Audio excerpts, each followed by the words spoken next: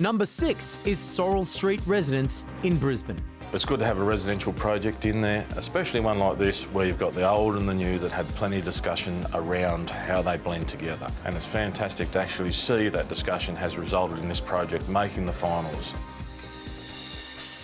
Well, you've got two choices when you're extending an old heritage house. You can either hide the new, or perhaps the braver choice, you can put it front and centre.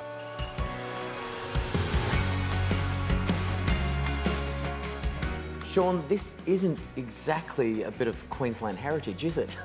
I mean, wow. No, it's definitely something a little bit different. We wanted to take a different spin on a renovation and an alteration of a Queenslander. And really, this is what we've come up with.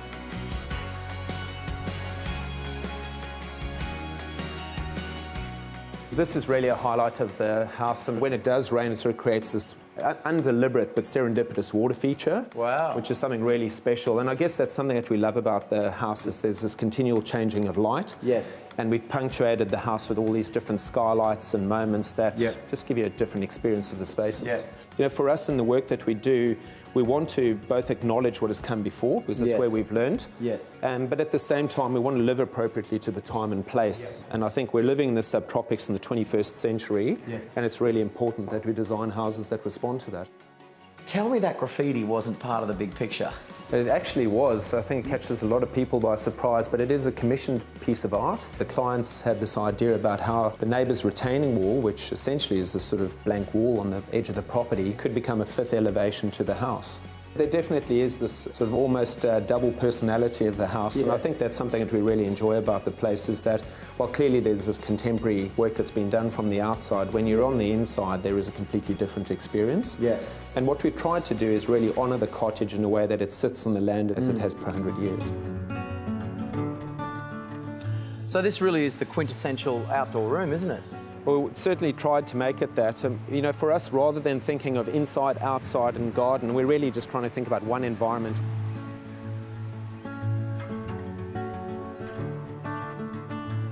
I have to say, what a way to greet your guests. This incredible articulated screen that you've just created out of a common brick. It gets better on the other side. Oh, good, good.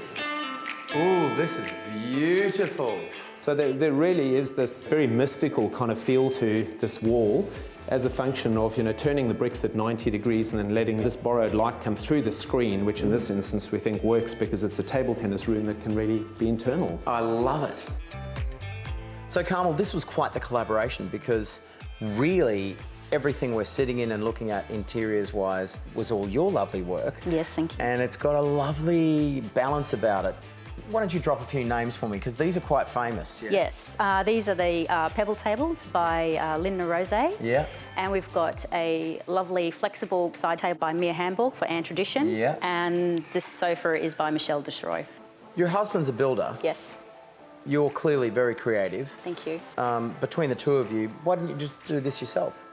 Oh, that would be impossible. Shaun was a cycling friend of my brother's, and that was sort of the catalyst to approaching him to begin with. So there are a couple of bikies. Yes, but I needed some inspired solutions. It just all went from there. Well, look, it was a match made in heaven. I think this is really a very impressive piece of work. Thank you very much.